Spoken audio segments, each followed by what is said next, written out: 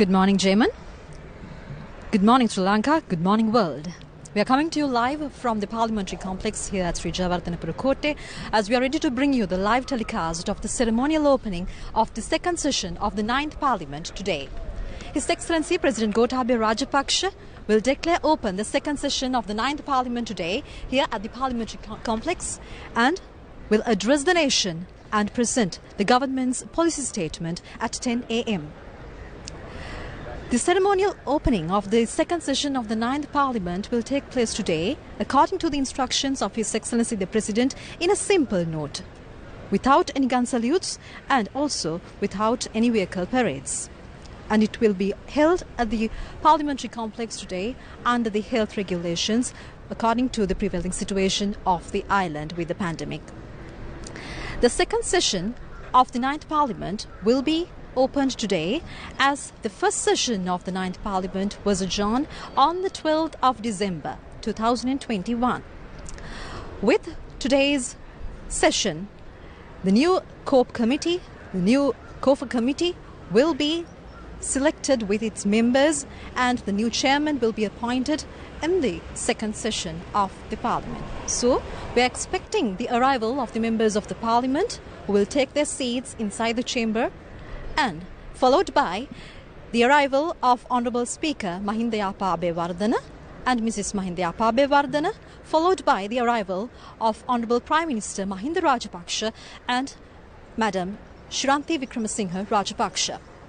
Then His Excellency the President Gotabaya Rajapaksa together with the First Lady Mrs. Awama Rajapaksa will be escorted to the chamber of the Parliament after being welcomed at the main entrance of the Parliamentary Complex. So we invite you to join the live telecast brought to you from the Sri Lanka Rupawahini Corporation from now onwards as we are awaiting the arrival of the dignitaries to the Parliamentary Complex.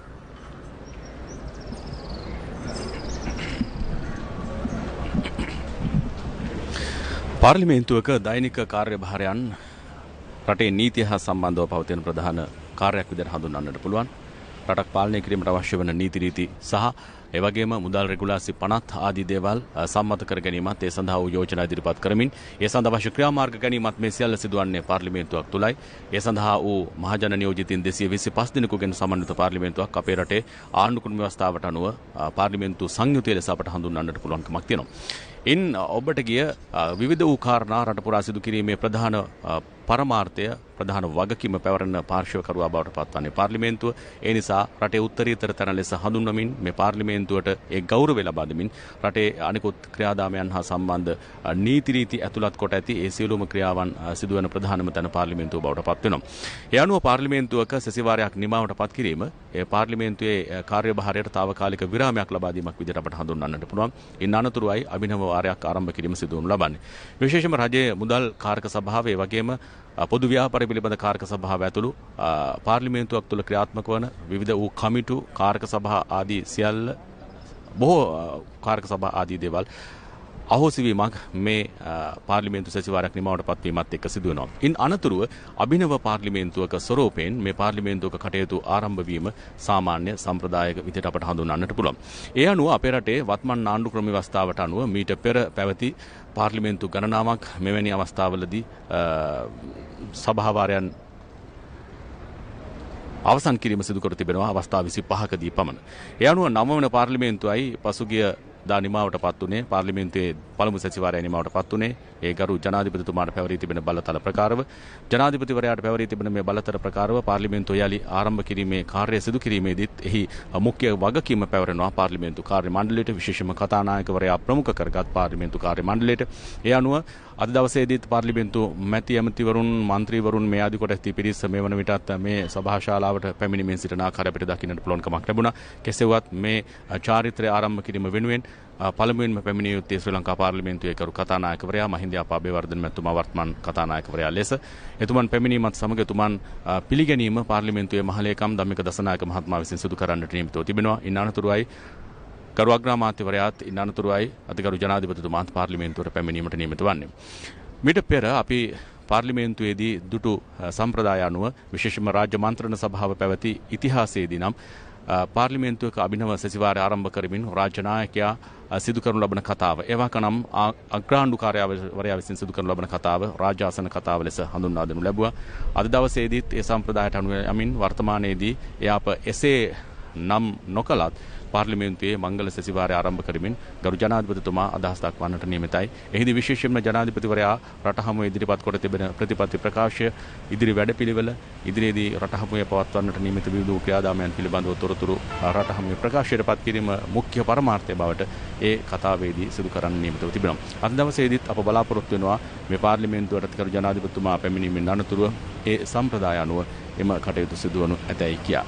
අප දැන් අපේක්ෂාවෙන් සිටිනවා ශ්‍රී ලංකා පාර්ලිමේන්තුවේ වර්තමාන කතානායක මහින්ද යාපා අබේවර්ධන මැතිතුමන්ගේ සම්ප්‍රාප්තිය.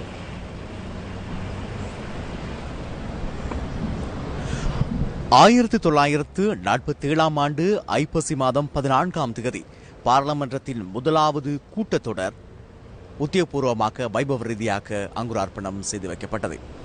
1947 ஆண்டு முதல் இன்றைய நாள் வரையும் மொத்தமாக 50க்கும் மேற்பட்ட அளவிலே இந்த கூட்டத்தொடர்கள் முடிவுக்கு கொண்டு வரப்பட்டுள்ளதையும் நாங்கள் நினைவுபடுத்துகின்றோம்.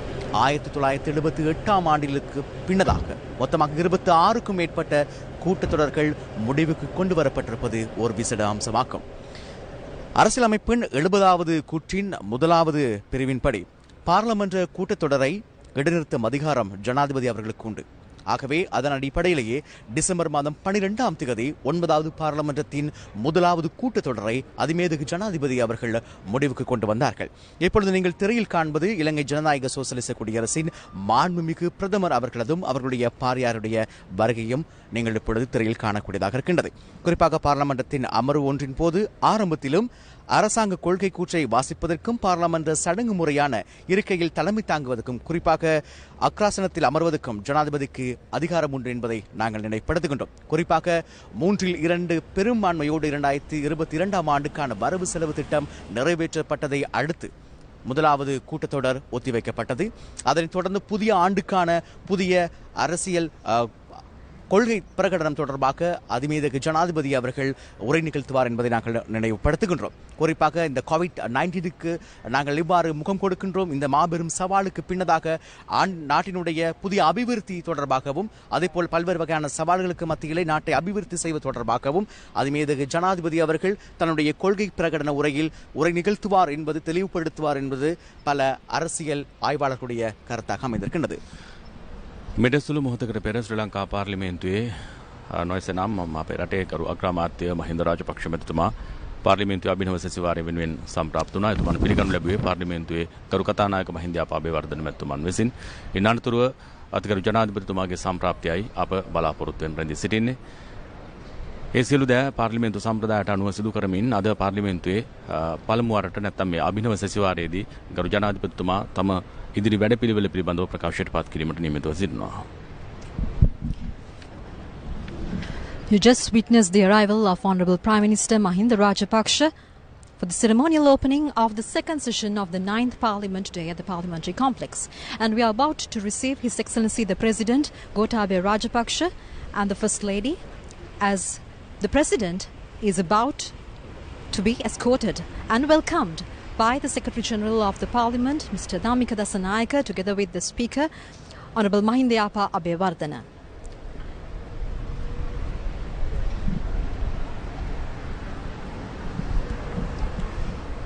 ஒன்பதாவது பாராளுமன்றத்தின் 2வது கூட்டத்தொடர் இப்போது ஆரம்பமாக வருகின்றது. பாராளுமன்ற சபாநாயகர் அவர்களும் அதேபோல மாண்புமிகு பிரதமர் அவர்களுடைய வருகை தொடர்ந்து இலங்கை ஜனநாயக சோசலிச குடியரசின் அதிமேதகு ஜனாதிபதி கோட்டாபய ராஜபக்ச அவர்களதும் அவர்களுடைய பாரியாருடைய வருகையும் இங்கே இடம்பெறவிருப்பதை நாங்கள் நினைவுபடுத்துகின்றோம். குறிப்பாக ஜனாதிபதியின் கொள்கை பிரகடன உரை இன்றைய தினம் நிகழ்த்தப்படும். அக்ராசனத்தில் அமர்ந்து அதிமேதகு ஜனாதிபதி அவர்கள் நாட்டு மக்களுக்கு புதிய கொள்கை தொடர்பான பிரகடனத்தை அவர் உரை நிகழ்த்துவார். குறிப்பாக இந்த சவால் மிகு காலப்பகுதியிலே தன்னுடைய நாட்டை எவ்வாறு முன்னோக்கி கொண்டு செல்லப் போகின்றார் என்பது தொடர்பாகவும் குறிப்பாக மக்கள் பிரதிநிதிகளுடைய ஒத்துழைப்போடு நாட்டை எவ்வாறு அபிவிருத்தி பாதையில் எடுத்து செல்லப் போகின்றார் என்பது தொடர்பாகவும் அவர் உரை நிகழ்த்துவார் என்பது பல அரசியல் ஆய்வாளர்களுடைய கருத்தாக அமைந்திருக்கின்றது. அந்த வகையிலே இந்த நாள் ஒரு முக்கியமான ஒரு நாளாக அமைந்திருக்கின்றது.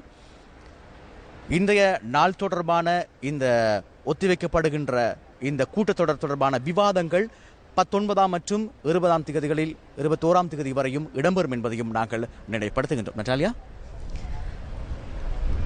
Thank you, Jamin.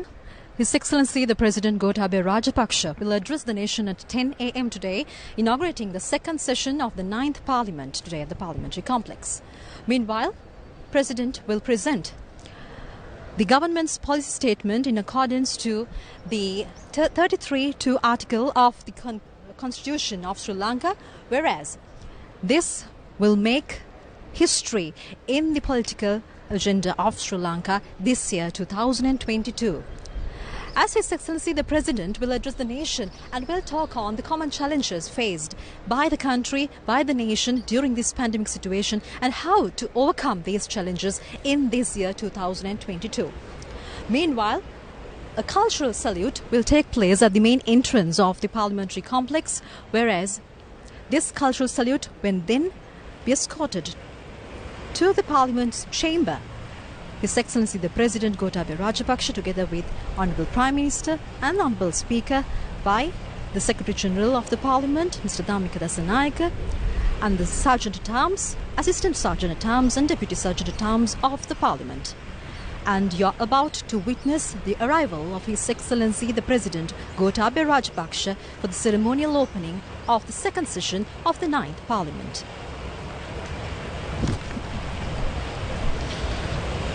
වර්ෂ 2020 අගෝස්තු මාසයේ ආරම්භ වුණු 9 වන පාර්ලිමේන්තුවේ පළමු සැසිවාරය නිමවට පත් වුණේ පසුගිය දෙසැම්බර් මාසයේ 12 වෙනිදා මධ්‍යම රාත්‍රියෙන් එදින අතිගරු ජනාධිපතිතුමන්ට පැවරී තිබෙන බලතල ප්‍රකාරව අතිවිශේෂ ගැසට් නිවේදනයක් මගින් ප්‍රකාශයට පත් කරනු ලැබුවේ 2022 වර්ෂයේ ජනවාරි මාසයේ 18 වනදා නොයසනම් අද දිනේ පෙරවරු 10ට පාර්ලිමේන්තුව යලි රැස් විය යුතු බවයි. ඒ අනුව එය ගරු ජනාධිපතිතුමාගේ ප්‍රධානත්වයෙන් රැස්වීම පාර්ලිමේන්තු සම්ප්‍රදායයි. ඒ සම්ප්‍රදාය අනුව දැන් මේ 9 වන පාර්ලිමේන්තුවේ දෙවැනි සැසිවාරයේ විවෘත කිරීම වෙනුවෙන් ශ්‍රී ලංකා ප්‍රජාතාන්ත්‍රික සමාජවාදී ජනරජයේ අතිගරු ජනාධිපති ගෝඨාභය රාජපක්ෂ මැතිතුමා පාර්ලිමේන්තු පරිශ්‍රයට සම්ප්‍රාප්ත වනු ලැබුවා. එතුමන් පිළිගැනීම පාර්ලිමේන්තුවේ ගරු කතානායක මහින්ද අබේවර්ධන මැතිතුමා විසින් සිදු කරන්නට නියමිතයි. இலங்கை ஜனநாயக சோசலிச குடியரசின் அதிமேதகு ஜனாதிபதி கோட்டாபய ராஜபக்ச அவர்களும் அவருடைய பாரியாரும் இந்த வேளையிலே பார்லமெண்டத்துக்கு வருகை தந்திருக்கின்றார்கள். அவரை சபாநாயகர் அவர்களும் மாண்புமிகு பிரதமர் அவர்களும் வரவேற்கின்றார்கள்.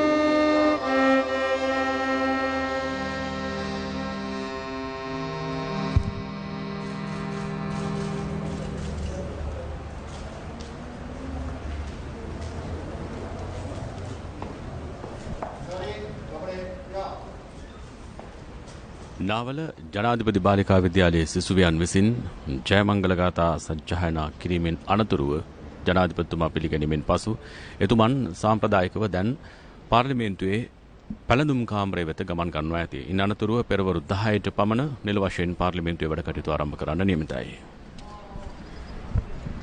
That was the students of the President's Girls' College, Navala, reciting the Jayamangala Gatha. Executive presidents on several previous occasions had entered parliamentary sessions upon implementation of the Constitution of 1978.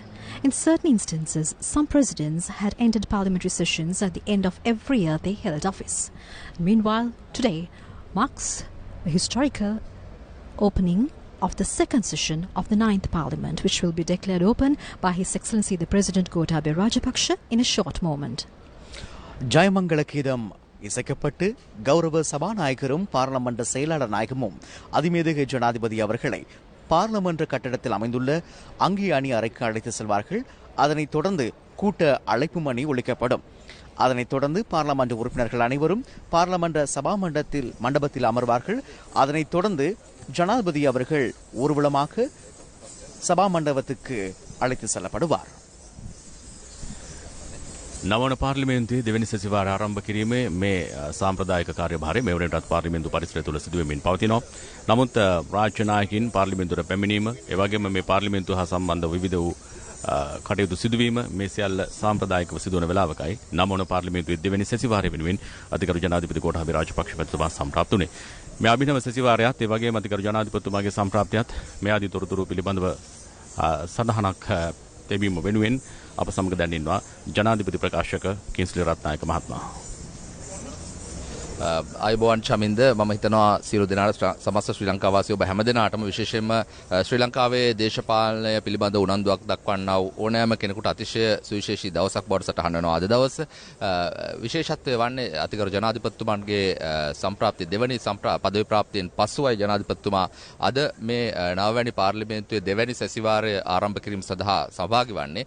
විශේෂයෙන්ම මේ ස්ථානය පිළිබඳ අත්දැකීම් ලබන උදවිය දන්නවා මේ අවස්ථාව අතිශය ගාම්භීර ආකාරයෙන් තමයි මීට පෙර හිටපු ජනාධිපතිවරුන් කොයි ආකාරයෙන්ද මේ ස්ථානයට මේ අවස්ථාව උදා කරගත්තේ කියන එක. අපි මම හිතන රූපවාහිනියේ සංරක්ෂිත දර්ශන අප සතුව තිබෙනවා. මේ සංරක්ෂිත දර්ශන දිහා අවධානය යොමු කරා නම් අපිට අවධානය ලබා ගන්න පුළුවන් මේ වගේ අවස්ථාවකදී රාජනායකයන් මේ අවස්ථාවට මීට පෙර අවස්ථාව උදා කරගත්තේ කොයි ආකාරයෙන්ද කියලා. ඔබ දකිනවා ඇති රූපරාමුවලදී අසරුවන් ඒ වගේම පෙරගමන් රථ ඒ වගේම ආරක්ෂකයන් මේ සියල්ල පිරිවරාගෙන තමයි මින් පෙර රාජනායකයන් මේ අවස්ථාවට සහභාගී වන්නේ. විශේෂයෙන්ම විවිධ අවස්ථාවලදී අතිශය වර්ණවත් ආකාරයට බොහෝ දෙනාගේ ඇස දිනා ගන්නට සමත් වෙනවා මේ අවස්ථාව.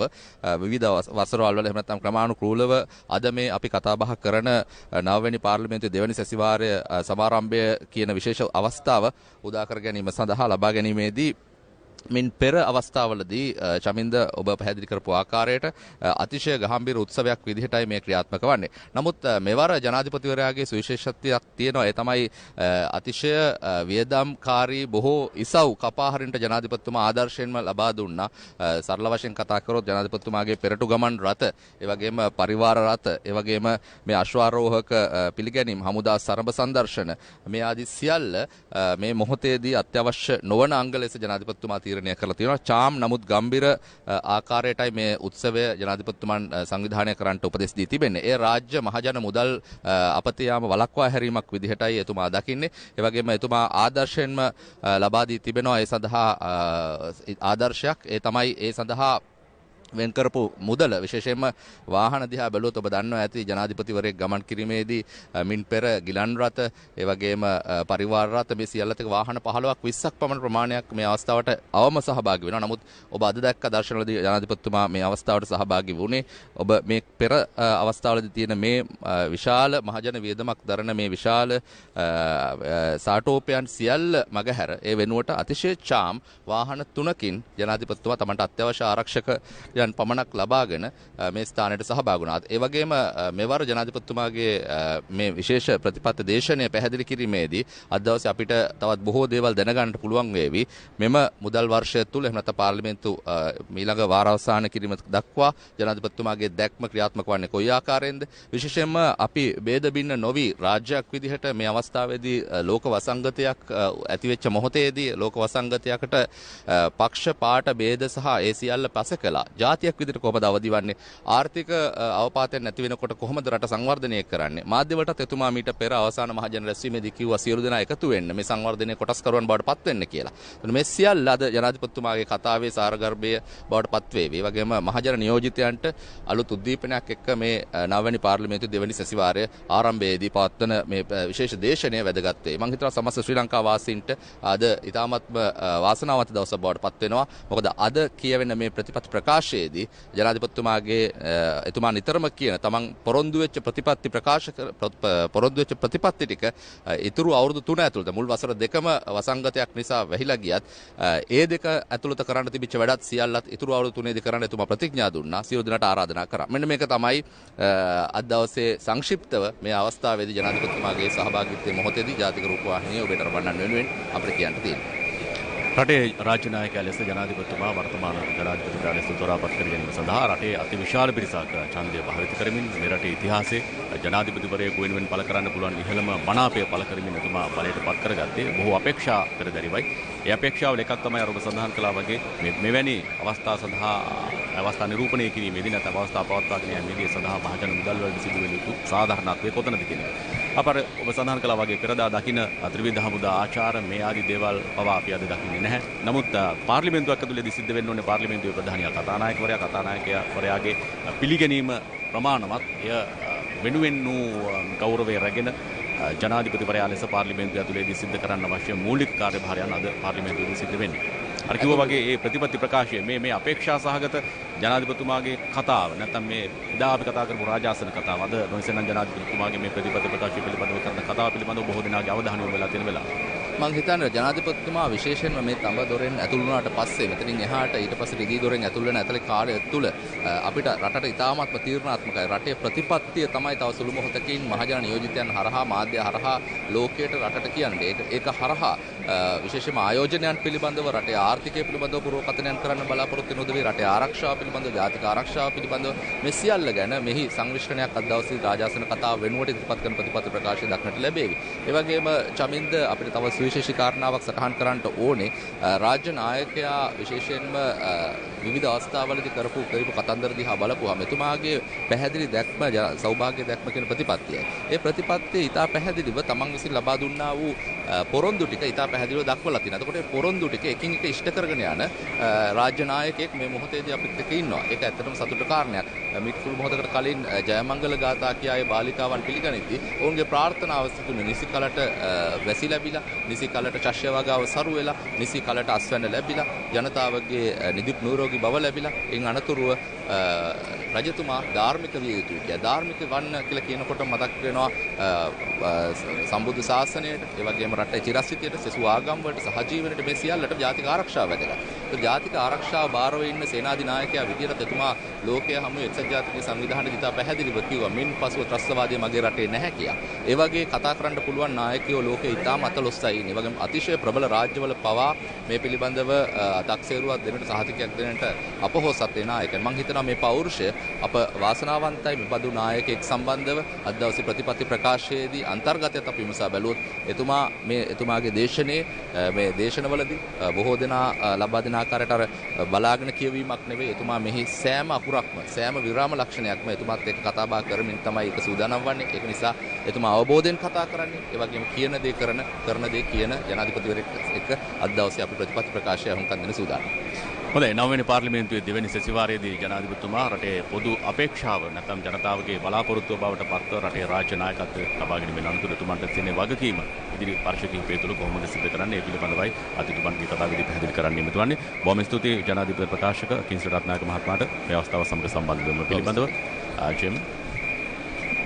චමින්ද உண்மையிலே இந்த நாள் வரலாற்றிலே பொன் எழுத்துக்களால் பொறிக்கப்பட வேண்டிய ஒரு நாள். 9வது பாராளுமன்றத்தின் 2வது கூட்டத்தொடர் இப்பொழுது வைபவ ரீதியாக அங்குரார்ப்பணம் செய்து வைக்கப்படுகின்றது. குறிப்பாக நீங்கள் காணக்கூடியதாக இருந்திருக்கும் அதிமேதகு ஜனாதிபதி அவர்கள் பாராளுமன்றத்துக்கு வருகின்ற பொழுது மிகவும் எளிமையான முறையிலே அவர் வருகை தந்தார். எந்த விதமான ஆடம்பரங்களும் அன்று மிகவும் சிறந்த முறையிலே எளிமையாக அவர் இங்கு வருகை தந்ததை நாங்கள் நிச்சயமாக நினைப்படுத்தியாக வேண்டும். இப்பொழுது பாராளுமன்றத்துக்குள் பிரவேசித்திருக்கின்ற அதிமேதகு ஜனாதிபதி அவர்கள் ஊர்வலமாக பாராளுமன்ற சபா மண்டபத்துக்கு அழைத்து செல்லப்படுவார். அதனைத் தொடர்ந்து தலைமை உரையை அவர் நிகழ்த்துவார். அக்ராசனத்தில் அமர்ந்து அவர் தலைமை உரையை நிகழ்த்துவார் என்பதை நாங்கள் நினைப்படுத்துகின்றோம். குறிப்பாக ஜனாதிபதியின் கொள்கை பிரகடன உரையை அவர் நிகழ்த்துவார் என்பதை நாங்கள் நினைப்படுத்துகின்றோம். குறிப்பாக புதிய கொள்கைகள் தொடர்பாக மக்களுக்கு அவர் தெளிவூட்ட காத்திருக்கின்றார். அதனைத் தொடர்ந்து இந்த 2வது கூட்டத்தொடர் ஒத்திவைக்கப்படும் என்பதையும் நாங்கள் நினைவுபடுத்துகின்றோம்.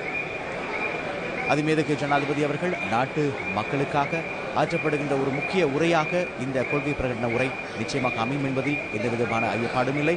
இந்த புதிய ஆண்டிலே செய்யவிருக்கின்ற புதிய திட்டங்கள், அதே போல இந்த சவால் மிக்க இந்த காலப்பகுதியிலே எதிர்நடை போடவிருக்கின்ற இந்த புதிய பயணம் தொடர்பாகவும் அவர் நிச்சயமாக நினைப்படுத்துவார். நச்சாரியா?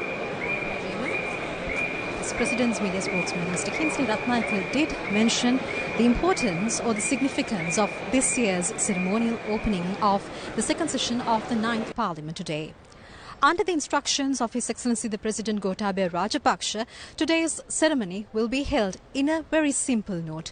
As you witnessed with the arrival of the President himself, there was no gun salutes today, no military parades today, no vehicle parades today, and it was held in a very simple note according to his instructions himself.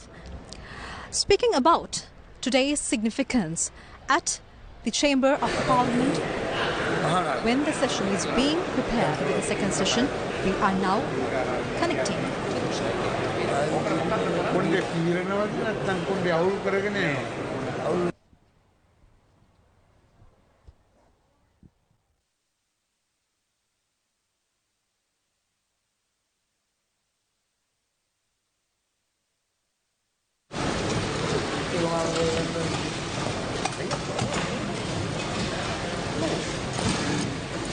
අතිගරු ජනාධිපතිතුමා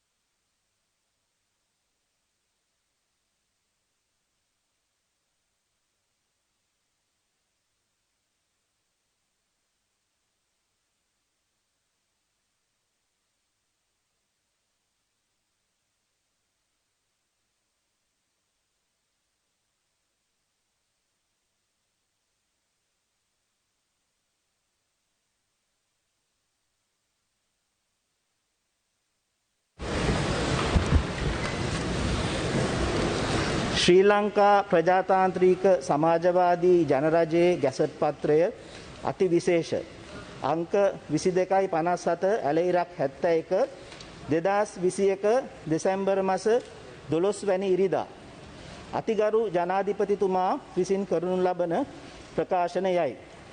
ශ්‍රී ලංකා ප්‍රජාතාන්ත්‍රික සමාජවාදී ජනරජයේ ආණ්ඩුක්‍රම ව්‍යවස්ථාවේ 70 වන ව්‍යවස්ථාවෙන් මා වෙත පැවරී ඇති බලතල ප්‍රකාර ජනාධිපති ගෝඨාභය රාජපක්ෂ වන මම මෙම ප්‍රකාශනයෙන් වර්ෂ 2021ක් වූ දෙසැම්බර් මාස 12 වැනි දින මධ්‍යම රාත්‍රියේ සිට බලපැවැත්වෙන පරිදි පාර්ලිමේන්තුවේ වාරාවසාන කරන බවත් පාර්ලිමේන්තුවේ මීළඟ වාරය පටන් ගැනීම වර්ෂ 2022ක් වූ ජනවාරි මාස 18 වැනි දින පෙරවරු 10 ලෙස නියම කොට ශ්‍රී ජයවර්ධනපුර පාර්ලිමේන්තු රැස්වීම් ශාලාවේදී රැස්වීම් පිණිස පාර්ලිමේන්තුව කැඳවන බවත් මෙයින් දැනගත යුතුය. වර්ෂ 2021ක් වූ දෙසැම්බර් මාස 12 වැනි දින වූ මෙදින කොළඹදී නිකුත් කරන ලදී. අතිගරු ජනාධිපතිතුමාගේ අන පරිදි පී.බී. ජයසුන්දර ජනාධිපති ලේකම්.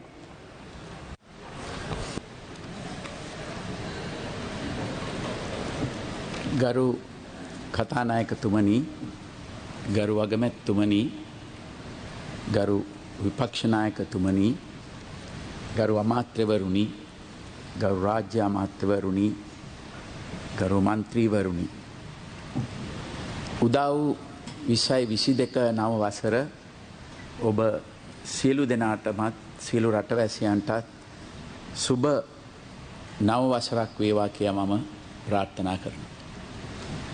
ප්‍රජාතන්ත්‍රවාදී ක්‍රමවේදය තුල මෙම ගෞරවනීය පාර්ලිමේන්තුවට පත් වී සිටින ඔබ විවිධ දේශපාලන මතවාද හරහා නියෝජනය කරනු ලබන්නේ මේ රටේ මහජනතාවගේ හඬයි. ඒ නිසා මෙම පාර්ලිමේන්තුවට තේරීපත් වී සිටින ඔබ සියලු දෙනා රටට ජාතියට වග කියන සුවිශේෂ කණ්ඩායමක්.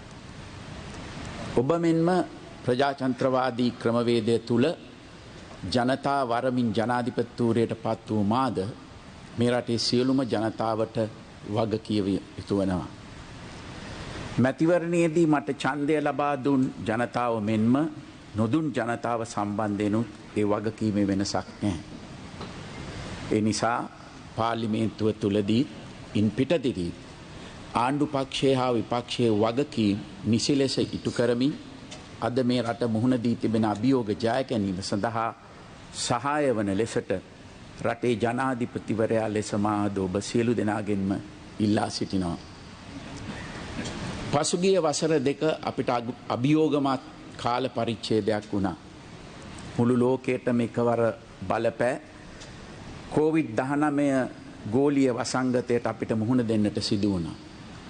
මෙම වසංගතයේ හේතුවෙන් ලෝකයේ දියුණු හා දියුණු වෙමින් පවතින සෑම රටකටම වාගේ දරුණු ආර්ථික අර්බුදවලට මුහුණ දෙන්නට සිදු වුණා. කුඩා ආර්ථිකයක් ඇති ලංකාවටත් එහි පීඩාව තදින්ම දැනුණා. වාර ගණනාවක් රට වසා දැමීමට සිදුවීම නිසා රටේ ආර්ථික ක්‍රියාවලියට බොහෝ බාධා සිදු වුණා. රටට විදේශ විනිමය ගෙනා සංචාරක කර්මාන්තය, විදේශ ශ්‍රමිකයන්, ඇඟලුම් කර්මාන්තය වැනි ප්‍රධාන ශේෂ්ත්‍ර සියල්ලම මේ වසංගත තත්ත්වය නිසා අඩාල වුණා.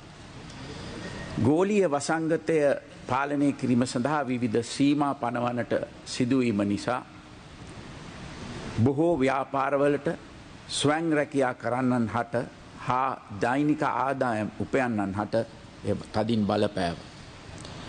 සාමාන්‍ය ජනජීවිතය අඩාලවීම නිසා සමාජය තුළත් විශාල අසහනකාරී තත්ත්වයක් ඇති වුණා. COVID-19 ගෝලීය වසංගතයෙන් ජනතාව ආරක්ෂා කරගන්නට රජය විශාල වියදමක් දැරුවා. විටින් විට රට වසා දැමූ සෑම අවස්ථාවකම දෛනික ආදායම අහිමි වන ජනතාවට සහාය ලබා දීමට අපි කටයුතු කළා. ගෝලීය වසංගතය නිසා ආදායම අහිමි වූ ප්‍රමාණාත්මකව අඩු කුඩා හා මධ්‍යම පරිමාණ ව්‍යාපාරිකයන්ගේ ණය ගෙවීම කල් දමන්නට අපි කටයුතු කළා. අඩු කරන ලද බදු කිසිවක් අපි යලි ඉහළ දැමුවේ නැහැ. කිසිදු රාජ්‍ය සේවකයෙකුගේ වැටුප් හෝ දීමනා කප්පාදු කළේ නැහැ. මොනතරම් ආර්ථික දුෂ්කරතා තිබුණත් ජනතාවගේ සෞඛ්‍ය ප්‍රමුඛතාව ලෙස සලකා ඒ සම්බන්ධයෙන් අවශ්‍ය සියලු පිරිවැය දරන්නට රජය කටයුතු කළා. රට පුරා නිරෝධායන මධ්‍යස්ථාන හා ප්‍රතිකාර මධ්‍යස්ථාන පහසුකම් පිහිට වූ අතර රෝහල් පද්ධතියට අලුතින් ඇඳන් 35000 පමණ එකතු කරන්නට අප කටයුතු කළා. නිවෙස්වල නිරෝධායනයට යොමු කළ සෑම පවුලකටම රුපියල් 10000ක සහන මල්ලක් ලබා දුන්නා. COVID-19 ගෝලීය වසංගත පාලනයට එකම විසඳුම එන්නත්කරණය බව අප කල් වේලා ඇතුවම වටහා ගත්තා. ඒ අනුව විශාල මුදලක් දරා හෝ අවශ්‍ය එන්නත් ප්‍රමාණය ගෙන්වාගෙන වයස අවුරුදු 16ට වැඩි ජනතාව එන්නත්කරණය කිරීමට අප කටයුතු කළා. මේ වෙන විට ගෝලීය වසංගතය පාලනය සම්බන්ධයෙන් අප ලෝකයේ බොහෝ රටවලට සාපේක්ෂව ප්‍රශස්ත මට්ටමක සිටිනවා.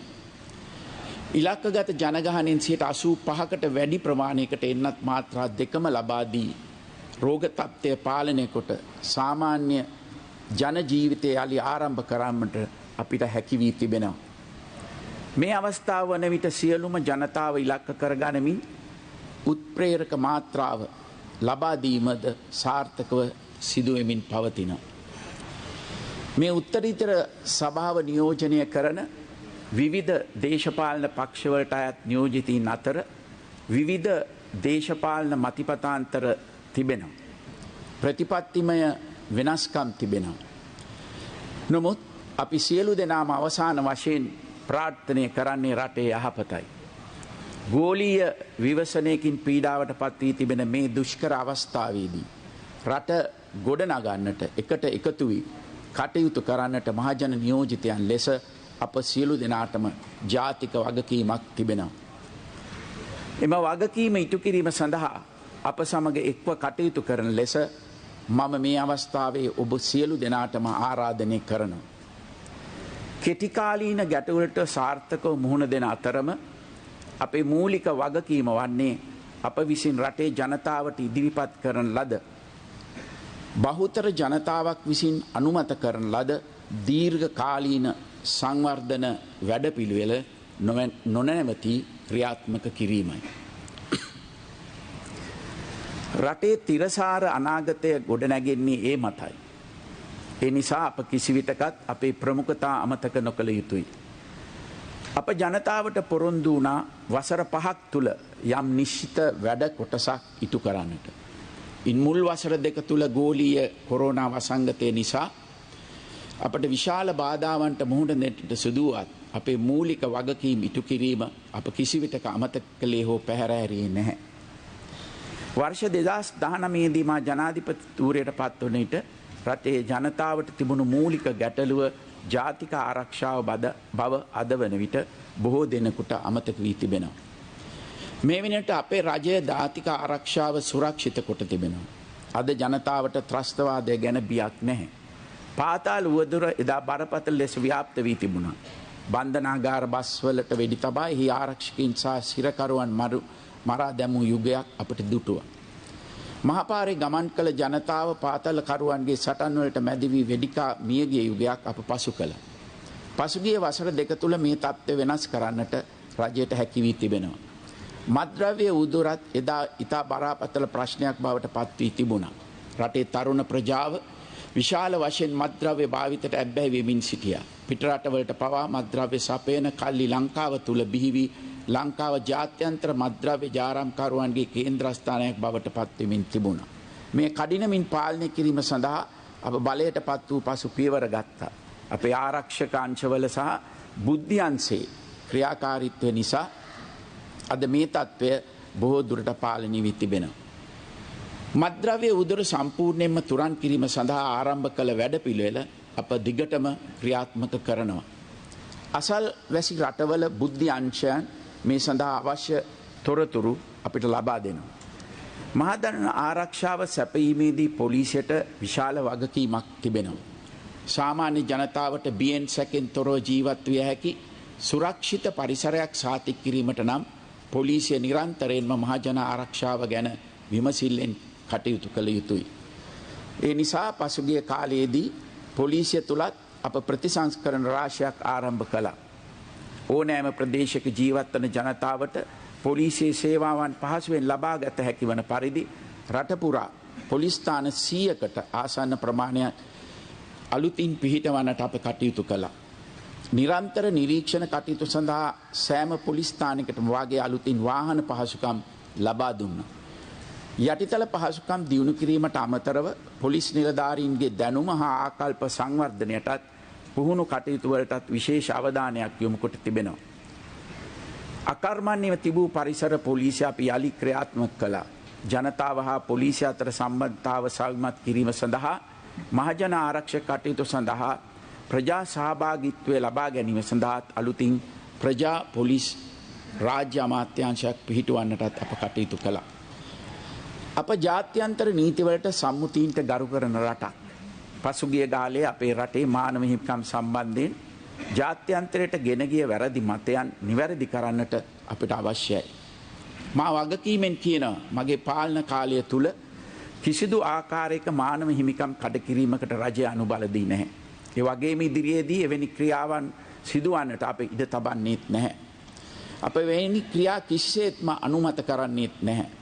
දශක 3කට ආසන්න කාලයක් මේ රටේ සෑම ජන කොටසක්ම වාගේ ත්‍රස්තවාදයේ හේතුවෙන් පීඩාවට පත් වුණා. 2009 වසරේදී ත්‍රස්තවාදය පරාජය කොට යලි රටට සාමය ගෙනීමෙන් මේ තත්ත්වය අවසන් කරන්නට අපිට පුළුවන් වුණා. කෙසේ වෙතත් දැන් අපට අවශ්‍ය වන්නේ ඉතිහාසයේ අඳුරු මතකයන් ඉවතලා සෑම ජන කොටසකටම සාමීන් සහ සාජීවනයෙන් ජීවත් විය හැකි සුරක්ෂිත රටක් ගොඩනැගීමටයි. ඒ සඳහා ජාති ආගම් හෝ දේශපාලන භේදයකින් තොරව අපි සියලු දෙනාම එක්විය යුතුයි. යුද්ධයෙන් විනාශ වී තිබූ උතුරු හා නැගෙනහිර ප්‍රදේශවල ජනජීවිතය සාමාන්‍ය තත්ත්වයට පත් කිරීමට අප විශාල ආයෝජනයක් කර තිබෙනවා. යුද සමයේ උතුරු නැගෙනහිර ප්‍රදේශවල හමුදා කටයුතු සඳහා අත්පත් කරගෙන තිබූ ඉඩම් 90%කට වඩා නිදහස් කළේ මා ආරක්ෂක ලේකම්ව සිටි කාලයේදී. මේ ප්‍රදේශවල ආරක්ෂාව තහවුරු කොට සාමකාමී තත්ත්වයක් පවත්වාගෙන යන්නට අපට හැකියාව ලැබී තිබෙන නිසා ඉදිරි කාලයේදී තවත් ඉදිරිව තිබෙන ඉඩම් නිදහස් කිරීමට අපිට හැකියාවක් ලැබෙනවා. යුද්ධයෙන් අතුරුදහන් වූවන් පිළිබඳ ගැටලුව එක් පාර්ශවයකට පමණක් විශේෂ වූවක් නොවේ. ඒ සියලු දෙනා වෙනුවෙන් උපරිම සාධාරණත්වය ඉටු කිරීමට අප කටයුතු කරනවා. අප ජාතිවාදය ප්‍රතික්ෂේප කරනවා. වත්මන් රජයට අවශ්‍ය මේ රටේ සෑම පුරවැසියෙකුගේම ගෞරවය හා ඉතිවාසිකම් එකසේ ආරක්ෂා කිරීමටයි. ඒ නිසා පටු දේශපාලන අවශ්‍යතා මත ජනතාව එකිනෙකාට එරෙහිව උසිගැන්වීම දැන්වත් නතර කරන ලෙස මෙය තවදුරටත් කරන දේශපාලකයන්ගෙන් මම ඉල්ලා සිටිනවා. දීර්ඝ කාලයක් රැඳවුම් භාරයේ සිටි LTT ක්‍රියාකාරීන් පිරිසකට සමාවදී ඔවුන් නිදහස් කරන්නට මම පසුගිය කාලයේදී ක්‍රියා කළා. ඒ වගේම 1978 සිට ක්‍රියාත්මක වන ත්‍රස්තවාදය වැළැක්වීමේ පනතට අවශ්‍ය කාලානුරූපී සංශෝධනයන් ගෙන එන්නට අප දැන් සූදානම්. රටේ ස්වාධීනත්වයට හා ජාතික ආරක්ෂාවට ප්‍රමුඛතාවය ලබා දෙන ගමන් ජාත්‍යන්තර ප්‍රජා විසින් ඉදිරිපත් කරනු ලබන නිරීක්ෂණවලට ධනාත්මකව ප්‍රතිචාර දක්වන්නට අපි හැම විටම සූදානම්. අප නිදහස් ස්වෛරී රාජ්‍යයක්. බලවත් රටවල අතර පවතින ගැටලුවලට මැදිහත් වීමට අපිට අවශ්‍යතාවයක් නැහැ. අප අපේ අසල්වැසියන්ට ගරු කරන අතර අපට අවශ්‍ය වන්නේ සෑම රාජ්‍යයක් සමග මිත්‍රශීලී ප්‍රතිපත්තියක් අනුගමනය කිරීමයි. යුද්ධයෙන් දීර්ඝ කාලයක් බැටකෑ උතුරු නැගෙනහිර ජනතාවට සියල්ලටම වඩා අවශ්‍ය වී තිබුණේ ආර්ථික සුරක්ෂිතභාවයයි. දරුවන්ට හොඳ අධ්‍යාපනයක්, තරුණ තරුණියන්ට රැකියා අවස්ථා, ස්වයං රැකියා කරන්නන් හට හා ව්‍යාපාර කරන්නන් හට වෙළඳපොළ අවස්ථා මෙන්ම මේ ජනතාවට පානීය සහ කෘෂිකාර්මික කටයුතු සඳහා අවශ්‍ය ජල පහසුකම්, නිවාස පහසුකම් වගේම රෝහල්, මහාමාර්ග වැනි අනෙකුත් යටිතල පහසුකම් අවශ්‍යව තිබුණා. සංහිඳියාව සඳහා රජයේ මූලික වගකීම ලෙස අප සලකන්නේ කිසිදු වෙනස්කමකින් තොරව මෙම ජනතාව සඳහා ඒ පහසුකම් ලබා දීමයි. ඒ නිසා මෙම පාර්ලිමේන්තුව තුළ සිටින උතුරු නැගෙනහිර ප්‍රදේශවල ජනතාව නියෝජනය කරන මන්ත්‍රීවරුන්ගෙන් මා ඉල්ලා සිටින්නේ විවිධ දේශපාලන මතවාදයන් තාවකාලිකව හෝ පසකලා ඔබේ ප්‍රදේශවල ජීවත් වන ජනතාවගේ ජීවන මට්ටම ඉහළ නැංවීම සඳහා රජය ගන්නා උත්සාහයන්ට සහාය දෙන ලෙසයි. ප්‍රජාතන්ත්‍රවාදයේ ශක්තිමත් කිරීම සඳහා නීතියේ ආධිපත්‍ය හා විනිවිද භාවය සාක්ෂාත් කිරීම අත්‍යවශ්‍ය බව මා තරයේ විශ්වාස කරනවා.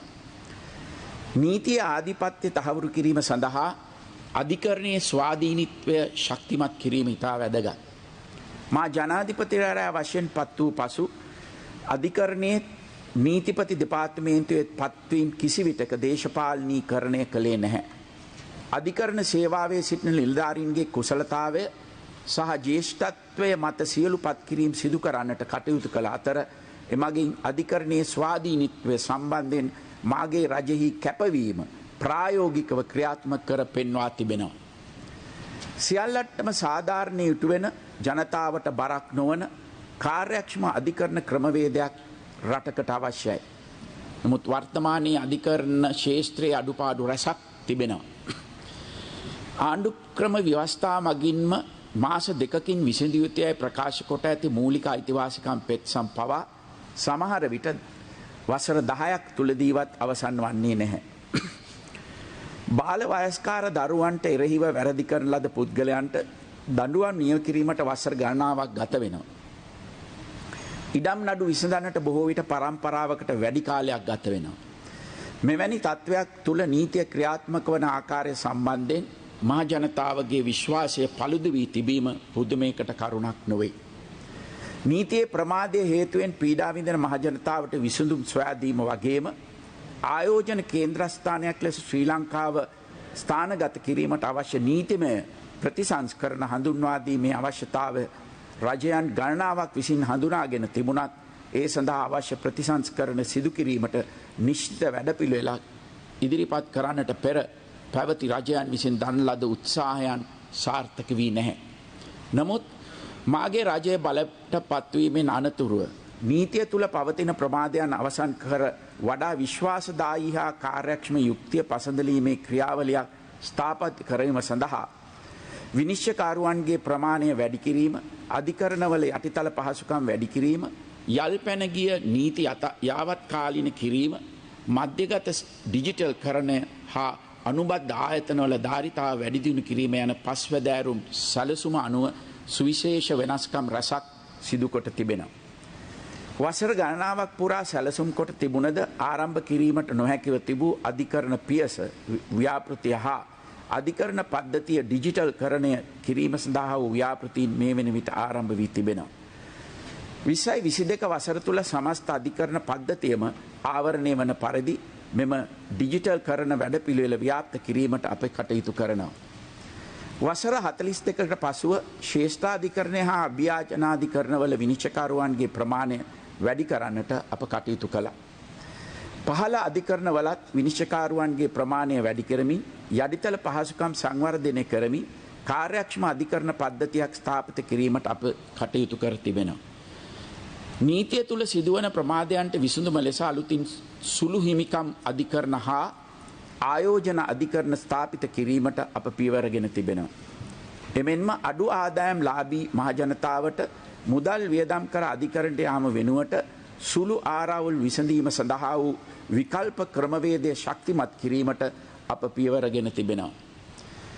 ඒ අනුව ඉඩම් හා මූල්‍ය ආරවුල් සඳහා විශේෂ සමත මණ්ඩල පිහිටුවීමට නීති සම්පාදනය කර ඇති අතර 2022 වසරේ එකී විශේෂ සමත මණ්ඩල පිහිටුවීමට කටයුතු කරනු ලබනවා.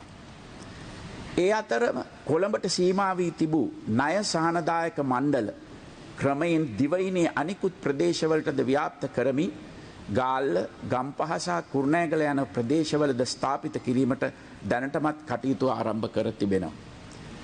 මෙයට අමතරව නීතිපති දෙපාර්තමේන්තුව, නීති කෙටුම්පත් සම්පාදක දෙපාර්තමේන්තුව හා රජයේ රස පරීක්ෂණ දෙපාර්තමේන්තුව යන ආයතනවල කාර්ය මණ්ඩලය වැඩි කරමින් අධිකරණ පද්ධතිය කාර්යක්ෂම කිරීම සඳහා අවශ්‍ය ධාරිතාවය වැඩි කිරීමට අවශ්‍ය ප්‍රතිපාදන ලබා දීමට රජය කටයුතු කොට තිබෙනවා. අපරාධ නීතිය, සිවිල් නීතිය හා වාණිජ නීතිය යන ශේෂ්ත්‍ර තුල සිදු කරන පුළුල් ප්‍රතිසංස්කරණ වැඩපිළිවෙල යටතේ මේ වන විට නීති 98ක් සංශෝධනය කිරීම සඳහා අවශ්‍ය කටයුතු සිදු වෙමින් පවතිනවා. ඉදිරි වසර 3 තුල ජාත්‍යන්තර පිළිගැනීමක් ඇති ආකර්ශනීය ආයෝජන මධ්‍යස්ථානයක් බවට ශ්‍රී ලංකාව පත් කිරීමට අවශ්‍ය නීතිමය පසුබිම අප සකස් කරනවා. 1994 වර්ෂයේ සිට පත් වූ රජයන් විවිධ අවස්ථාවලදී නව ආණ්ඩු ක්‍රම ව්‍යවස්ථාවක් හඳුන්වා දීම සඳහා විවිධ උත්සාහයන් දරුවත් කිසිවක් සාර්ථක වුණේ නැහැ. ඒ නිසා මේ විෂය පිළිබඳ ගැඹුරින් හදාරා පුළුල් ලෙස ජනතා අදහස් විමසමින් ජනතාවාදී ආණ්ඩු ක්‍රම ව්‍යවස්ථාවක මූලික කෙටුම්පතක් සකස් කිරීම සඳහා කැබිනට් මණ්ඩලයේ අනුමැතිය සහිතව මා විසින් ව්‍යවස්ථා සම්පාදක උපදේශක කමිටුවක් පත් කරනු ලැබුවා. මෙම කමිටුවේ යෝජනා පුළුල් සාකච්ඡාවක් සඳහා කැබිනට් මණ්ඩලයට හා පාර්ලිමේන්තුවට ඉදිරිපත් කරන්නට මම බලාපොරොත්තු වෙනවා. වේගවත් සහ තිරසාර සංවර්ධනයක් සඳහා යටිතල පහසුකම් සංවර්ධනය කිරීමේ අවශ්‍යතාවය අපි හොඳින්ම වටහාගෙන තිබෙනවා. ඒ නිසා ගෝලීය වසංගත තත්ත්වයේ යටතේ යටිතල පහසුකම් සංවර්ධන කටයුතු අඛණ්ඩව සිදු කරනු ලැබුවා.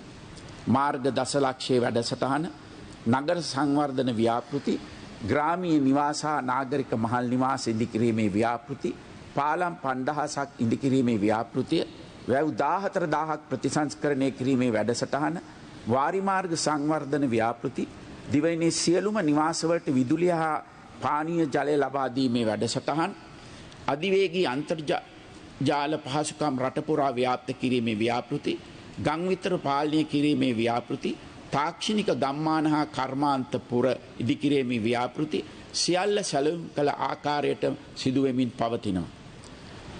වසරින් වසර මේ ව්‍යාපෘති අවසන් වන විට අපේ ජනතාවට දුන් පොරොන්දුවල ප්‍රතිඵල බලා ගන්නට පුළුවන්. සෞභාග්‍ය දැක්ම ප්‍රතිපත්ති ප්‍රකාශනයේ පොරොන්දු ආකාරයටම කොළඹ වරායේ නැගෙනහිර පර්යන්තයේ ඉදිකිරීමේ අප පසුගිය සතියේ ආරම්භ කළා. බටහිර පර්යන්තයේ ඉදිකිරීම තව නොබෝ දිනකින් ආරම්භ වෙනවා. 2024 හා 2025 වසරවල මේ ව්‍යාපෘති අවසන් වූ විට කොළඹ වරායේ ධාරිතාව දෙගුණ වී ලෝකේ කාර්ය බහුලතම වාරයාවල් 15 අතරට අපට එක්වන්නට පුළුවන්. දැන් රටේ ආර්ථික ක්‍රියාවලිය ක්‍රමයෙන් සාමාන්‍ය තත්ත්වයට පත්වෙමින් තිබෙනවා. සංචාරකින් ආපසු පැමිණෙමින් සිටිනවා. අපනයන ක්ෂේත්‍රවල පැහැදිලි වර්ධනයක් තිබෙනවා. නමුත් තවදුරටත් අප හමුවේ අභියෝග රාශියක් ඉතිරිව තිබෙනවා. ඒවා ජය ගැනීම සඳහා කෙටි කාලී මෙන්ම දිගු කාලීන විසඳුම් ලබා දීම අවශ්‍යයි. මෙවර අයවැයෙන් ග්‍රාමීය ජීවනෝපාය සංවර්ධන කටයුතු සඳහා විශාල මුදලක් වෙන්කොට තිබෙන්නේ එවන් කෙටි කාලීන විසඳුම් ලෙසයි. මේ හරහා රටපුරා විසිරී සිටින ස්වයං රැකියා කරන්නන් විශාල පිරිසකට අත්වැලක් සැපයීමට රජය අපේක්ෂා කරනු ලබනවා. වර්තමානයේ ජනතාව මුහුණ දෙන ආර්ථික දුෂ්කරතා අපි හොඳින්ම වටහාගෙන තිබෙනවා. ඒ නිසා 2022 වසර ආරම්භයේදීම ජනතාව වෙනුවෙන් රුපියල් බිලියන 229ක සහන පැකේජයක් හඳුන්වා දෙන්නට රජය තීරණය කර තිබෙනවා. විශාල ආර්ථික අභියෝග මැද්දේ වුණත් මේ සහන ලබා දෙන්නේ රජයේ ජනතාවගේ ප්‍රශ්න ගැන සංවේදී නිසා. අප රජයේ පසුගිය වසර දෙක තුලම ගොවි ජනතාවට නොමිලේ පොහොර ලබා දුන්නා. අප වීවලට රුපියල් 50ක සහතික මිලක් නියම කළා. රජයෙන් රුපියල් 50ක් ගෙවන විට ඒ අනුව පුද්ගලික අංශයෙන් ඊටත් වඩා ඉහළ මිලක් ගොවීන්ට ගෙව්වා. සමහර විට රුපියල් 60ක් 70කටත් කිලෝව විකුණා ගන්නට පුළුවන් උනේ රජයගත් ඒ තීන්දුව නිසායි. අද ගොවි ජනතාවගෙන් කොටසකට එය අමතක වී තිබීම කනගාටුවට කරුණක්. මා ජනාධිපතිවරයා ලෙස පත් වූ පසු මුං ඇට, කව්පි, කහ, ඉඟුරු වැනි භෝග වර්ග 16ක් පිටරටින් ආනයනය කිරීම නතර කළා. අද ගොවි ජනතාවට ඒවායේ ප්‍රතිඵල භුක්ති විඳිනවා. තම කෘෂි නිෂ්පාදන සඳහා හොඳ මිලක් ලබා ගන්නවා. ඒ වගේම තේ, පොල්, රබර් වලටත් පසුගිය කාලයේ හොඳ මිලක් ලැබුණා. එයට හේතුව අප ගත්ත ප්‍රතිපත්තිමය තීන්දුවයි. අප අද කහවලින් ස්වයංපෝෂිත වෙලා ප්‍රති අපනයනයෙන් අතර කරපු නිසා ගම්මිරිස්, කුරුඳු පොවක් වැනි භෝග නිෂ්පාදකයන්ට හොඳ මිලක් ලැබෙනවා. ඒ වගේම බුලත් වලට අද හොඳ මිලක් ලැබෙනවා. එදා මේ රටට එතනෝල් ආනයනය කිරීම ගැන විශාල විරෝධයක් තිබුණා. අප බලයට ආපසු එතනෝල් ආනයන සම්පූර්ණයෙන් තහනම් කළා. සීනිකම අද ඒ නිසා ලාභ ලබනවා. ඒ වගේම උක් ගොවියන්ට හොඳ ආදායමක් ලැබෙනවා. කිරි ගොවියන් සඳහාත් අද හොඳ වෙළඳපොළක් නිර්මාණය වී තිබෙනවා. දේශීය කිරි නිෂ්පාදන ආයතන ලාභ වැඩි වී තිබෙනවා. වස විසෙන් තොර හරිත කෘෂි කර්මාන්තයක් සඳහා අපගත් ප්‍රතිපත්තිය ක්‍රියාත්මක කිරීමේදී අපිට යම් ගැටලු වලට මුහුණ දෙන්නට සිදු වුණා. අපේ අරමුණ හා සැලැස්ම හරියාකාරීව sannivedanaya නොවීම නිසා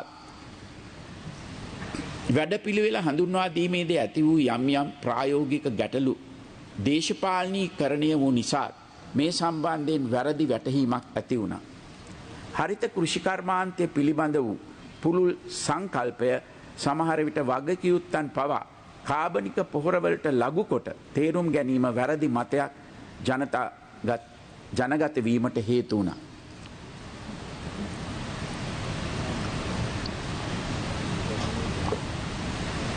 ඒ අනුව සමහර තීන්දුව මහජන දුෂ්කරතාවයන්ට හේතු නිසා ඒවා සම්බන්ධයෙන් යම් වෙනස්කම් කරන්නට අපට සිදු වුණා.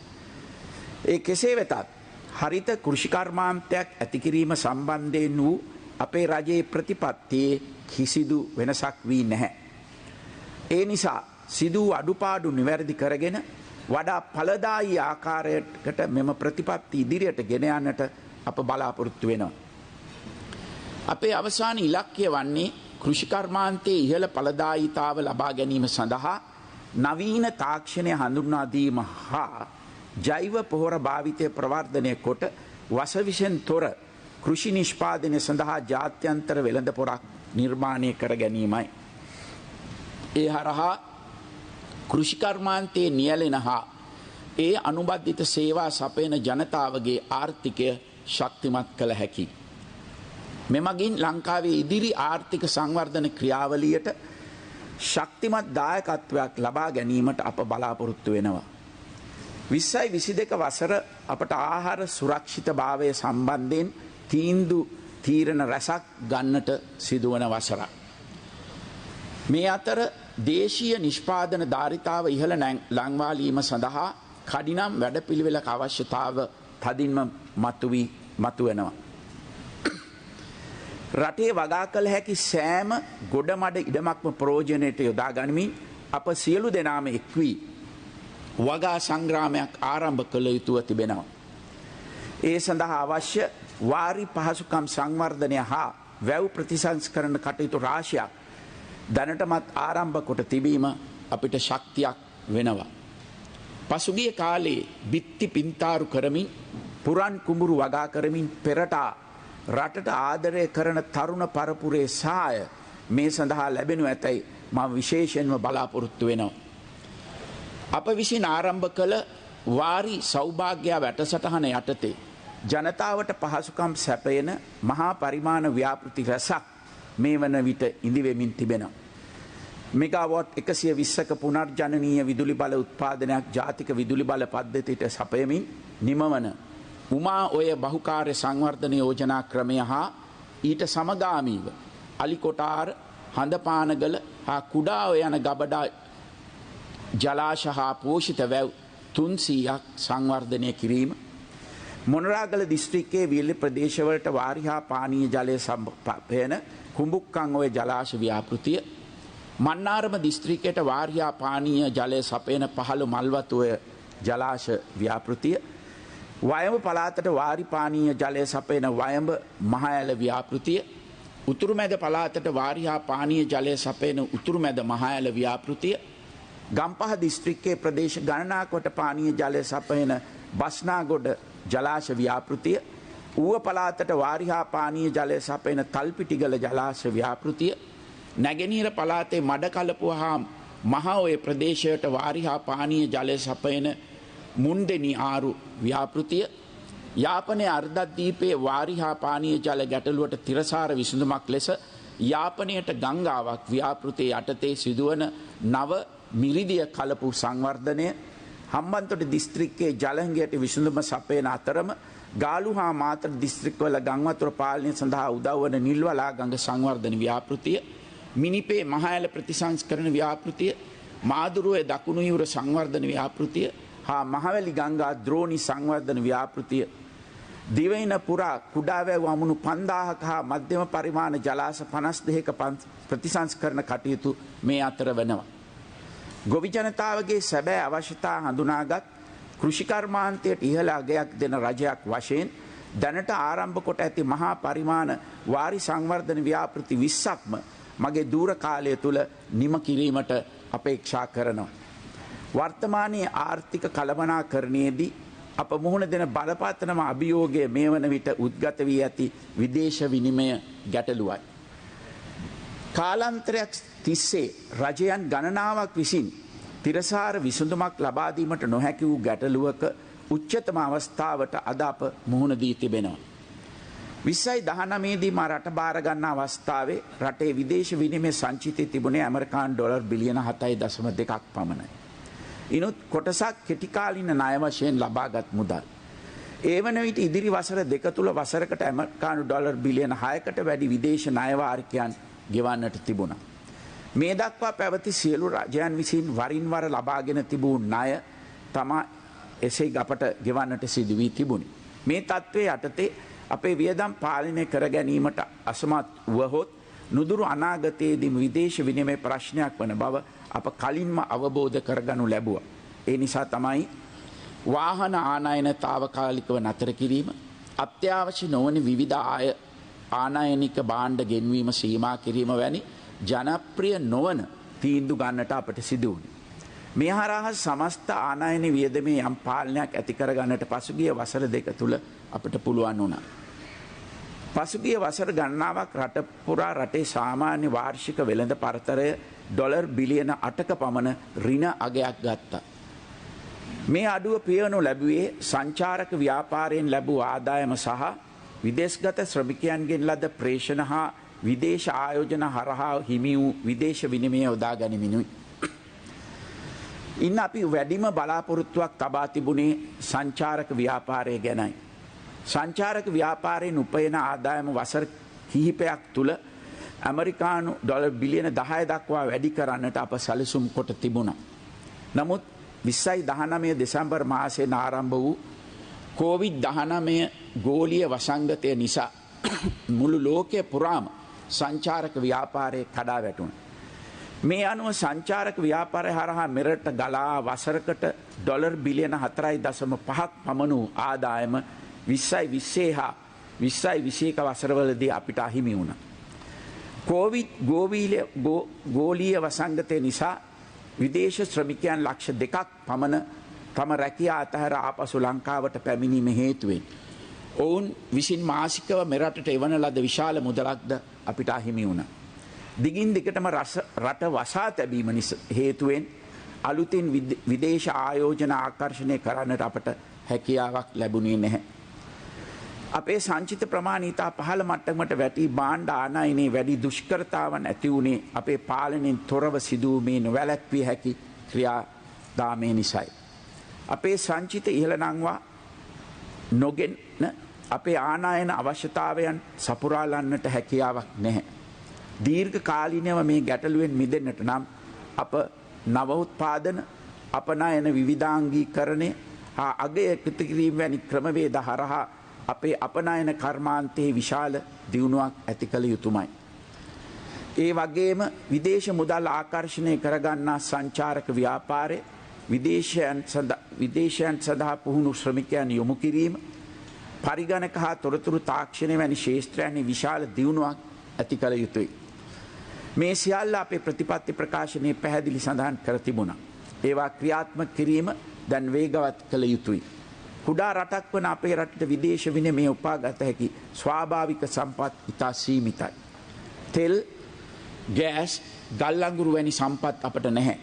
වර්තමාන ලෝකයේ ස්වාභාවික සම්පත් නොමැතිව දියුණු රටවල් සියල්ලම විසඳුම ලෙස තෝරාගත්තේ විදේශ ආයෝජනයි.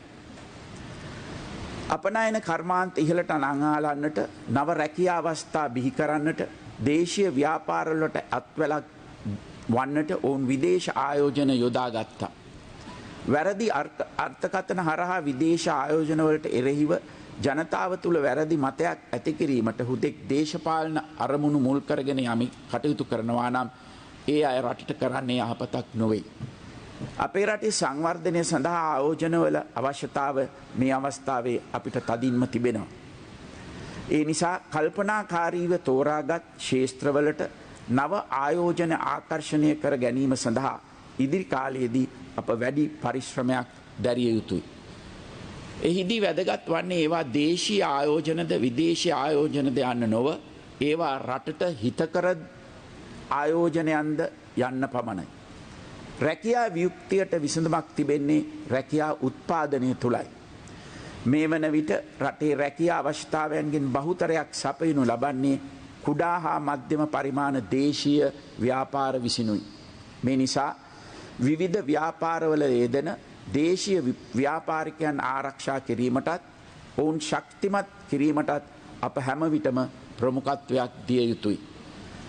ඒ නිසා ව්‍යාපාරික ප්‍රජාවගේ අවශ්‍යතාවයන් නිවැරදිව තේරුම්ගෙන ඔවුන් දිරිගැන්වීම සඳහා උපරිම සහාය ලබා දීමට අප කටයුතු කරනවා. වාර්ෂිකව අපේ රටේ ආනයනයේ වියදමෙන් 20% පමණ වෙන්වන්නේ තෙල් ආනයනය සඳහායි. සමස්ත අපනයන ආදායම මසකට ඩොලර් මිලියන 1000කටත් වඩා අඩු ප්‍රමාණයක් වන විට තෙල් සඳහා පමණක් මාසයකට ඩොලර් මිලියන 350කට ආසන්න ප්‍රමාණයක වියදමක් දැරීමට අපට සිදු වෙනවා. මෙලෙස ආනයනය කරන තෙල් වලින් 70%ක් පමණ වැයවන්නේ වාහන සඳහා ඉන්ධන වශයෙන්. විදුලි උත්පාදනය සඳහා 21%ක් පමණ වැය වෙනවා. කර්මාන්ත සඳහා යොදා ගැනීමේ 4%ක් පමණයි. ඉදිරියේදී වාහන ආයනයන සඳහා අවසර ලබා දෙන විට විදුලි බලයෙන් ධාවනය වන වාහන සඳහා ප්‍රමුඛතාව ලබා දෙන්නට අප බලාපොරොත්තු වෙනවා. ඒ අනුව වාහන සඳහා විදුලිය සැපයීමේදී හැකිතාක් දුරට පුනර්ජනනීය බලශක්ති ප්‍රභවයන් භාවිතා කරන්නට අපි සැලසුම් කළ යුතුයි. ශ්‍රී ලංකාවේ කර්මාන්ත මුහුණ දෙනු ලබන ප්‍රධාන ගැටලුව වී තිබෙන්නේ අධික බලශක්ති පිරිවැයයි. අපේ රටට තෙල් හෝ ගල් අඟුරු යන ඉන්ධන සම්පත් නැහැ. ඒ සියල්ල ආනයනය කළ යුතුයි. නමුත් අපිට ගංගා ඇලදොල තිබෙනවා. රට වටේ මුහුද තිබෙනවා. ඕනෑ තරම සුළඟ තිබෙනවා. වසර පුරාම හිරු එළිය තිබෙනවා. මේ නිසා තමයි අපේ සෞභාග්‍ය දැක්ම ප්‍රතිපත්ති ප්‍රකාශනය යටතේ පුනර්ජනනීය බලශක්ති ප්‍රභවයන්ට ප්‍රමුඛතාවය ලබා දෙනු ලැබුවේ. වසර 20යි 30 වන විට මෙරට බලශක්ති අවශ්‍යතාවෙන් 70%ක් පුනර්ජනනීය බලශක්ති ප්‍රභවයන් හරහා උත්පාදනය කිරීමේ ඉලක්කයට අප එකඟ වී තිබෙනවා.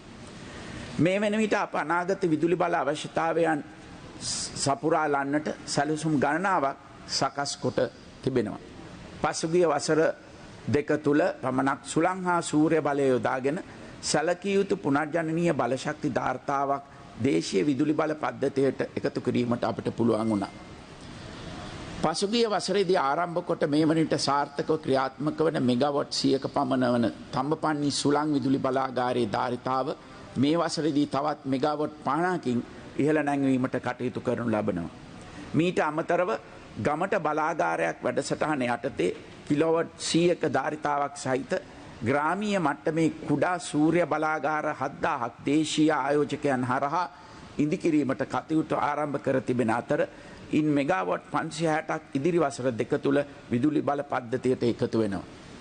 එමෙන්ම පසුගිය වසරේ ඉන්දියානු ජනරජය සමග අත්සන් කරනු ලැබූ රුපියල් කෝටි 2000ක ණය පහසුකම් තුලින් රජයේ කාර්යාල පියසි මත සූර්ය පැනල rooftop solar panel සවිකිරීමේ කටයුතු මේ වනට ආරම්භ කොට තිබෙනවා. මෙගාවොට් 120ක උමාඔය සහ මෙගාවොට් 35ක බ්‍රෝඩ්ලන්ඩ් ජලවිදුලි බලාගාරවල ඉදිකිරීම මේ වන විට අවසන් වෙමින් පවතිනවා. මොරගොල්ල ජලවිදුලි බලාගාරයේ කටයුතු 2023 දී අවසන් කිරීමට අපේක්ෂා කරනවා. වසර 2050 වන විට කාබන් ශූන්‍යතාව ඉලක්කය සාක්ෂාත් කර ගැනීම අපේ අපේක්ෂාවයි. මේ වන විටත් ගෝලීය ගල් අඟුරු විරහිත බලශක්ති සංයුක්ත ගිවිසුමේ සමනායකයෙක් ලෙස ශ්‍රී ලංකාව පත් වී සිටිනවා. මොනම හේතුවක් නිසාවත් මින් ඉදිරියට ගල් අඟුරු බලාගාරය ඉදි කරන්නට අප අනුමැතිය ලබා දෙන්නේ නැහැ. ජාතික ප්‍රතිපත්ති සකස් කිරීමේදී අධ්‍යාපනයට ඉතා වැදගත් ස්ථානයක් හිමි යුතු බව මම නිරන්තරයෙන්ම ප්‍රකාශ කොට තිබෙනවා. අපට අවශ්‍යව තිබෙන්නේ නව ලොවට ගැලපෙන අධ්‍යාපන ක්‍රමයක්. ඒ සඳහා අධ්‍යාපන ප්‍රතිසංස්කරණ මෙන්ම යටතල පහසුකම් සංවර්ධනය ගැන අප විශේෂ අවධානයක් යොමු කොට තිබෙනවා. එතෙක් 379ක්ව පැවති ජාතික පාසල් ප්‍රමාණය තවත් පාසල් 10කින් ඉහළ නංවන්නට අප ක්‍රියා කරනවා. පාසල් සංවර්ධනය සඳහා ප්‍රතිපාදන විශාල ප්‍රමාණයක් මෙවර අයවැයෙන් අප වෙන්කොට තිබෙනවා. පාසල් අතර ඇති පරතරය අවම කිරීම සඳහා ඉදිරි වසර කිහිපය තුළ දිවයිනේ සෑම පාසලකටම අවශ්‍ය මූලික පහසුකම් ලබා දීමට අපි කටයුතු කරනවා. නවලොව තුළ තරුණ පරපුරට රැකියා ව්‍යාපාර අවස්ථා විවෘත කිරීමට තාක්ෂණ අධ්‍යාපනයේ ඇති වැදගත්කම අපි හොඳින් හඳුනාගෙන තිබෙනවා. එබැවින් විද්‍යා තාක්ෂණ ඉංජිනේරු හා ගණිත ස්ටෙම් විෂයධාරා හදාරණ සිසුන් ප්‍රමාණය වැඩි කිරීම සඳහා පසුගිය වසර දෙක තුළ සෑම විශ්වවිද්‍යාලයකටම ප්‍රතිපාදන වෙන්කොට වැඩ ආරම්භ කොට තිබෙනවා. මීට අමතරව විශ්වවිද්‍යාල සිසුන් කුමන විෂයධාරාවක් හැදෑරුවත් ඒ සියලු දෙනාටම තොරතුරු තාක්ෂණය ඉංග්‍රීසි හා ව්‍යවසායකත්වය පිළිබඳ දැනුම ලබා දෙන පාඨමාලා හඳුන්වා දීම සඳහා වන ප්‍රතිසංස්කරණ දැනටමත් හඳුන්වා දී තිබෙනවා. උසස් පෙළ සමත් වන සෑම දරුවෙකුටම විශ්වවිද්‍යාලයකට ඇතුළත් වීමට ඇති හිමිකම අප එදා අවධාරණය කළා. ඒ අනුව සෑම විශ්වවිද්‍යාලයකටම ධාරිතාව වැඩි කරන්නට කටයුතු කොට තිබෙනවා. අඩු පහසුකම් දිස්ත්‍රික්ක 10ක් ආවරණය පරිදි පුරවර විශ්වවිද්‍යාල 10ක් අලුතින් පටන් ගන්නට සියලු සැලසුම් සකස් කොට අවසන්. මෙම ප්‍රතිසංස්කරණ හරහා මේ වන විටත් විශ්වවිද්‍යාලවලට වාර්ෂිකව ඇතුළත් කරගන්නා සිසුන් ප්‍රමාණය 35%කින් ඉහළ නංවා තිබෙනවා. ඒ අනුව මීට පෙර ඇතුළත් කරගන්නා ලද 30000ක් පමණ වන සිසුන් සංඛ්‍යාවට අමතරව අලුතින් සිසුන් 10000ක් බඳවා ගන්නට පසුගිය වසරේදී අපට හැකියාව ලැබුණා. විශ්වවිද්‍යාල ආචාර්ය මණ්ඩලද 500කින් පමණ ඉහළ නංවා ඔවුන්ට අවශ්‍ය අධ්‍යාපන හා සාධන පහසුකම් වැඩි දියුණු කිරීමට අවශ්‍ය ප්‍රතිපාදන වෙන් කළා. මීට අමතරව විවෘත විශ්වවිද්‍යාලයේ තාක්ෂණික උපාධි සඳහා අලුතින් සිසුන් 10000ක් බඳවා ගන්නටත් කටයුතු කළා. මෙම සිසුන්ට පළමු වසරේ සිටම රැකියාවක නිරත වන අතරතුර අධ්‍යාපනය ලබා ගැනීමට හැකිවන පරිදි පාඨමාලා සකස් කොට තිබෙනවා. කෙසේ වෙතත් තවමත් රාජ්‍ය විශ්වවිද්‍යාල පද්ධතිය තුළට ඇතුළත් කර ගැනීමට හැකියාව ලැබී තිබෙන්නේ වාර්ෂිකව විශ්වවිද්‍යාල සුදුසුකම් ලබන සිසුන්ගෙන් 25%කටත් අඩු ප්‍රමාණයකට පමණයි. මේ තත්ත්වයේ යටතේ වසරින් වසර ඉහළ යන ජනගහනයට සාපේක්ෂව උසස් පෙළ සමත් වන සියලුම සිසුන් සඳහා ඉහළ ගුණාත්මක භාවයකින් යුතු විශ්වවිද්‍යාල අධ්‍යාපනයක් රජය මගින් පමණක් ලබා දීම තවදුරටත් යථාර්ථයක් නොවන බව අප වටහා ගත යුතුයි.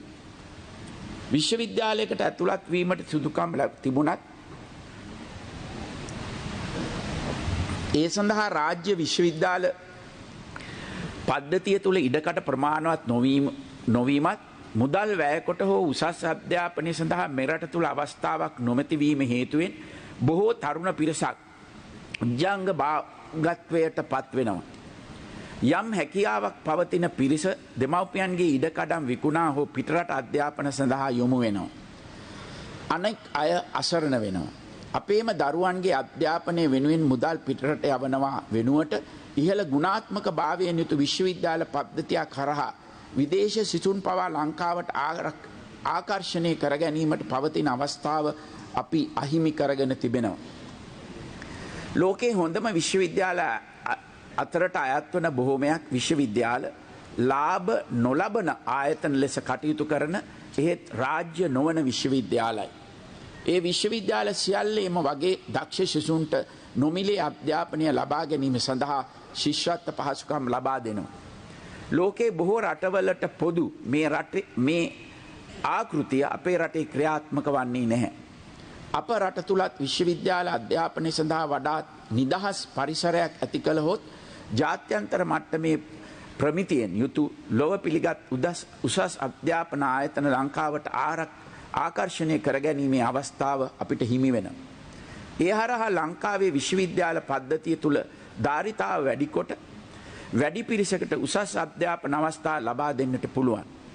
මේ අවස්ථාව රටේ දරුවන්ට ලබා නොදීමට සාම්ප්‍රදායික දේශපාලනික මතවාද හැරුණු විට වෙනත් කිසිම හේතුවක් නැහැ. මෙය සිදු කිරීමට රටේ නීති රාමුව වෙනස් කළ යුතු නම් ඒ සිදු කළ හැක්කේ මේ පාර්ලිමේන්තුවට පමණයි. ඒ නිසා රාජ්‍ය විශ්වවිද්‍යාල ධාරිතාව වැඩි කරන අතර ඉහළ ප්‍රමිතියෙන් යුතු රාජ්‍ය නොවන විශ්වවිද්‍යාල රටතුර ආරම්භ කිරීම සඳහා අවසරය දිය යුතුද යන්න පුළුල් වශයෙන් සාකච්ඡා කරන ලෙස මා මේ උත්තරීතර සභාවට යෝජනා කරනවා. අද මුළු ලෝකයේම තාක්ෂණය සමග ඉදිරියට යමින් තිබෙන යුගයක්. අපේ රටේ සංවර්ධන අපේක්ෂාවන් මුදුන්පත් කර ගැනීම සඳහා සෑම ක්ෂේත්‍රයකම තාක්ෂණය භාවිතය ඉදා වැදගත් වෙනවා.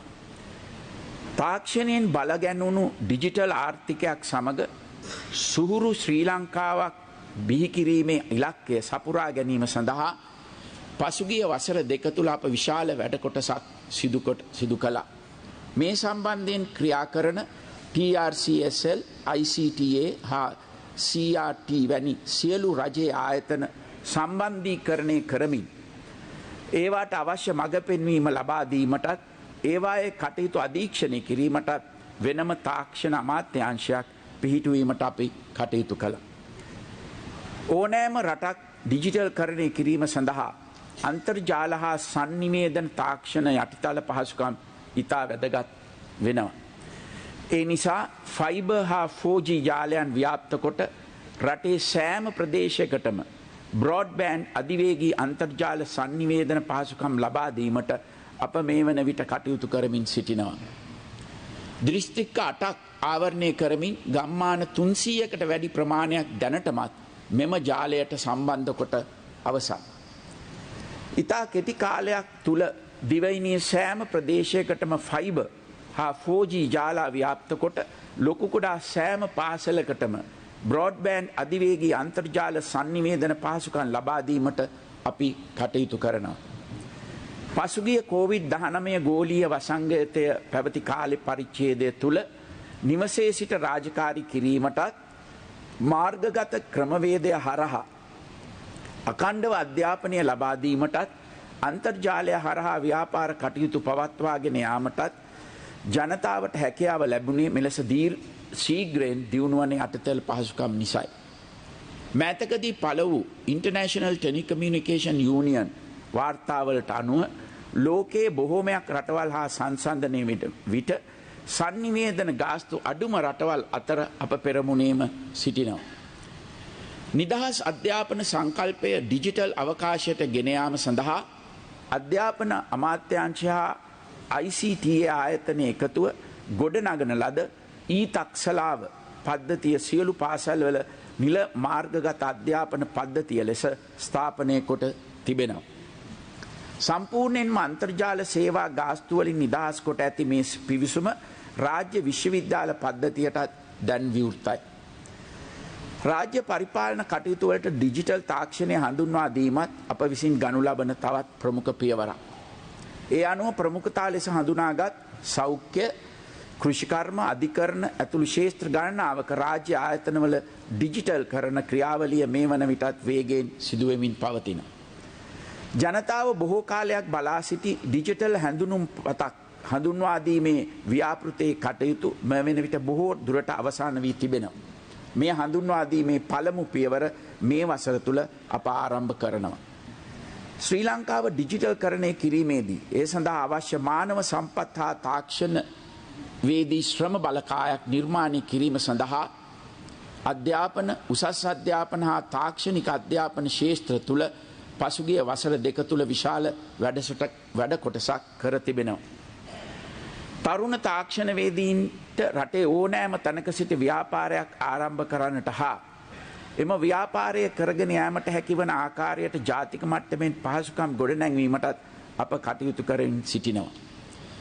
දේශීය තාක්ෂණ වේදීන්ට පමණක් නොව ඩිජිටල් නෝමැඩ් වැඩසටහන හරහා පිටරටවල සිටින පැමිණෙන තාක්ෂණ වේදීන්ටද ලංකාවේ ඕනෑම ප්‍රදේශයක සිට පිටරටවලට සේවය සපයන්නට හැකි ආකාරයට යටිතල පහසුකම් දියුණු කරන්නට අප කටයුතු කරමින් සිටිනවා.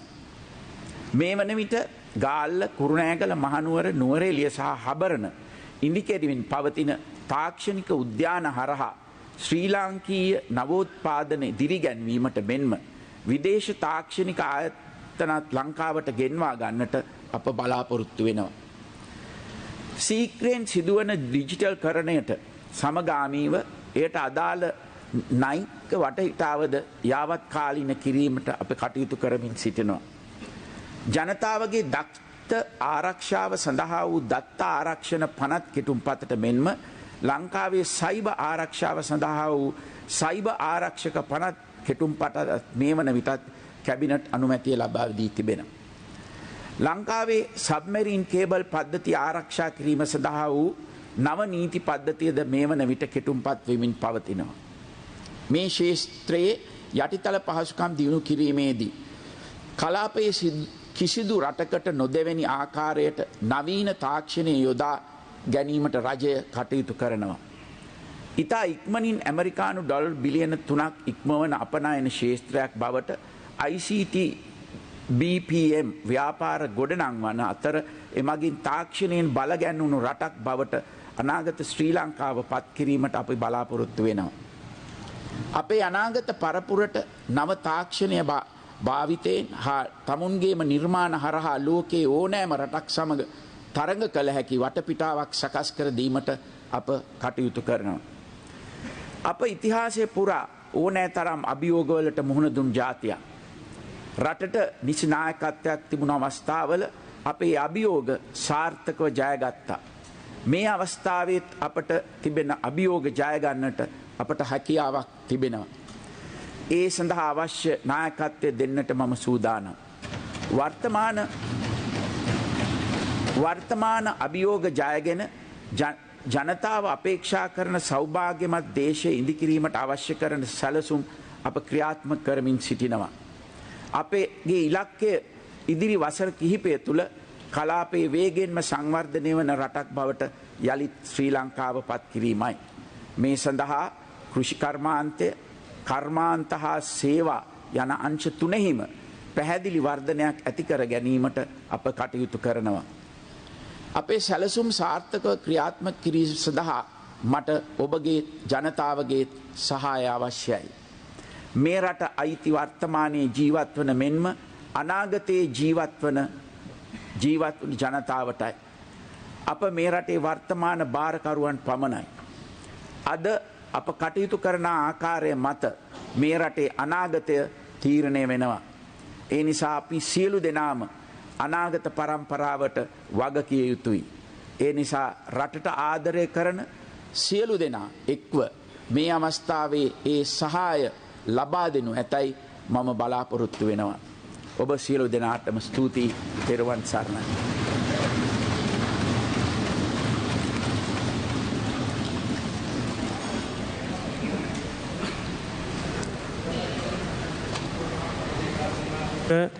මූලාස්නාරූඪ අතිගරු ජනාධිපතිතුමනි, පාර්ලිමේන්තුව දැන් කල් තැබිය යුතුයයි මා යෝජනා කරනවා.